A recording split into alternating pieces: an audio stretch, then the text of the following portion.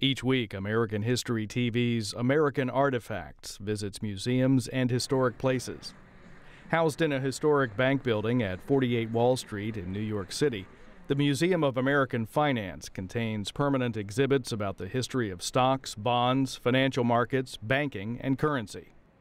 So when we talk about American financial history and the development that finance has played in the history of this country, there really is no more important artifact than this one right here.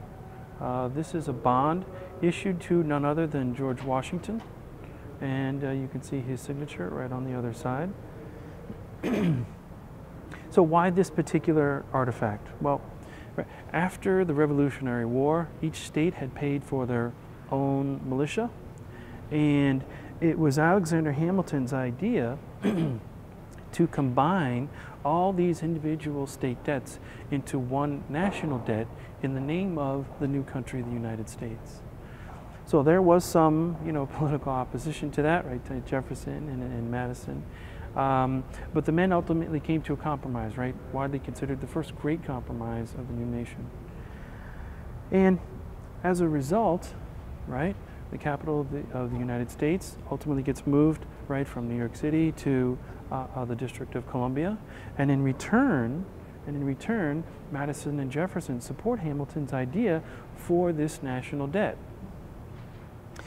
Now you fast forward, right, less than 10 years later, okay, Jefferson becomes president of the United States, right?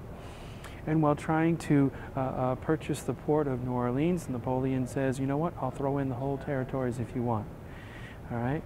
So this presents a really interesting opportunity for Jefferson, okay? But like most young people, right, the United States is a little short on cash, right? So what do? We issue bonds, all right? And because we've been paying these bonds on time for nearly a decade, right, we've established not only credit, but credibility, right? And in what I think is one of the, more fascinating ironies of history, right, you ultimately have a Dutch and an English bank, right, that raise funds for a former colony, right, so that colony can double in size, right? Ultimately, that money goes to Napoleon, right? And then what does Napoleon do, right? He declares war on the English a couple months later. Right? This is a Louisiana Purchase bond, right? And another sort of interesting layer or irony within history, it's a little tough to make out on this particular certificate, but trust me, in the middle of that line there it reads Francis Baring and Company of London. These are the merchant banks that help finance the Louisiana Purchase. And so this particular bank was a very well-established bank. It had been around for hundreds of years. The Queen was a customer of the bank, but in 1996, all right, there was a trader in Singapore who was supposed to be arbitraging Japanese government bonds between Osaka and Singapore. And what he does is he turns a $5,000 trade error into a $600 million loss, and overnight, the Barings Bank disappears.